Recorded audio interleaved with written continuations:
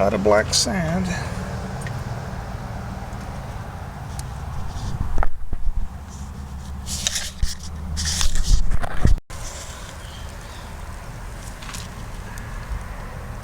Here's some more from the tailings, black sands. So hopefully there's some gold mixed up in the black. Find out pretty soon.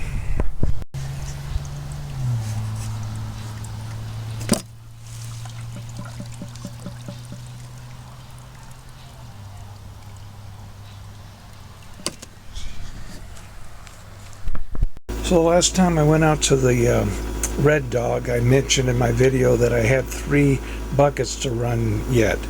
2 of them are tailings from where the people, whoever it was that was there, left all their tailings right where I needed to work. So I figured, well, I have to move that stuff eventually anyway. Might as well check some of it out. So I brought 2 buckets of tailings, and then they had knocked a whole bunch of overburden down. So I thought, well, I've got to move that eventually. So I'll bring home a bucket of overburden, which normally doesn't have anything in it. So anyway, I run the overburden. It was 0.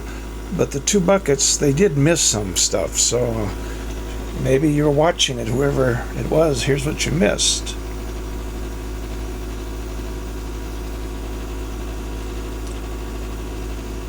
It's actually quite a bit from just 2 buckets.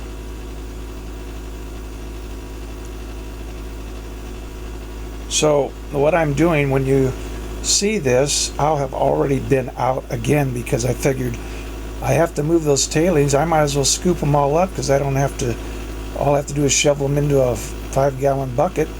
I don't have to do any picking or anything, and it's pretty much classified. So I'm going to bring quite a few buckets of that home.